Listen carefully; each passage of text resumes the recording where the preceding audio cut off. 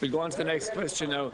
Deputy Owen Murphy has the next question, number 95. A grouping again, 95 and 99. So Deputy Murphy to introduce the question. Thank you, Chair. Just to ask the Minister his views on whether local authorities should have greater discretion on spending on local and regional roads. Minister.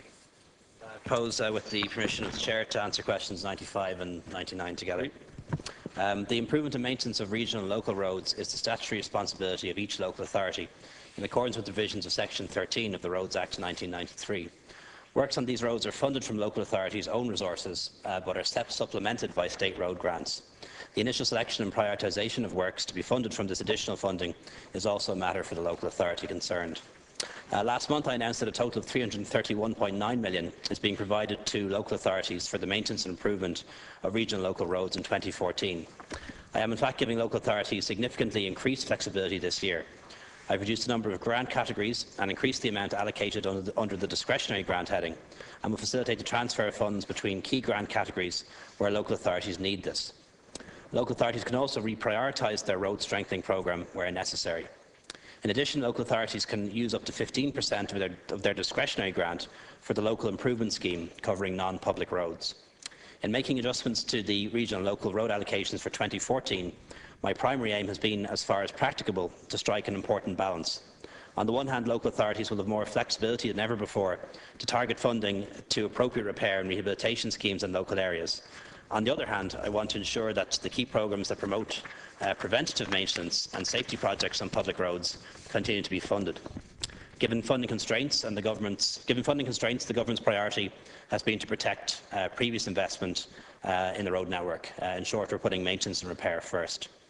It is also particularly important that local authorities do not reduce expenditure from their own resources when it comes to roads this year, in view of the current difficult situation, that they carefully reassess their planned road programmes for 2014 in light of the impact of recent storms on the road network.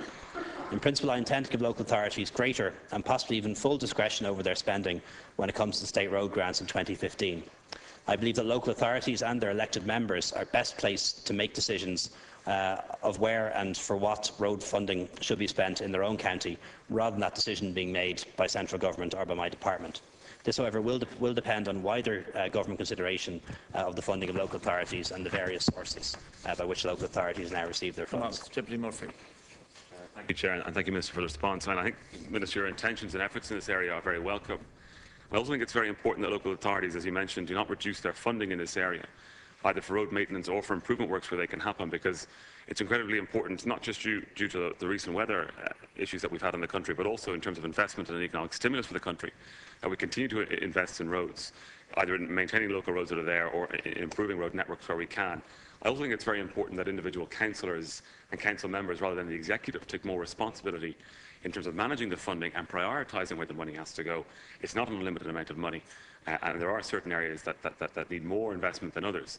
And it's for the individual councillors in Dublin City Council or other councils and local authorities in the country to make use of that money, and they'll know how best to do that. But on a final note, as you mentioned, the funding generally for local authorities, Minister, I think it is regrettable that the 80% funding that was meant to be coming from the local property tax for each local authority area, that's not being maintained in the local authority itself, where it is raised. And I really think we need to get that commitment back in place for 2015 and get it in place on a statutory basis so that future governments will not be able to reverse it. Thank you, Minister.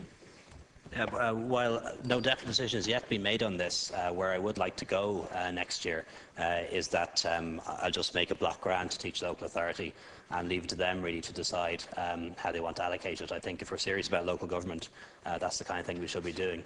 As I did point out earlier, it is only one source of funds that local authorities can use to improve roads. They can also use money from commercial rates, and it is intended next year that 80% of the local property tax will go to the local authority concerned, and of course they can vary that by 15%, by up to 15% up or down. So I think what we're moving towards is much greater discretion by local authorities on how they raise money and how they spend money on local and regional roads, and I think that's what local government really should be all about. The LPT, as Deputy Murphy will know, is really a matter for the Minister of Finance and the Minister of the Environment, but I'd be of the similar view to him that in 2015 we should ensure that 80% commitment is honoured and that the money stays locally and spent locally.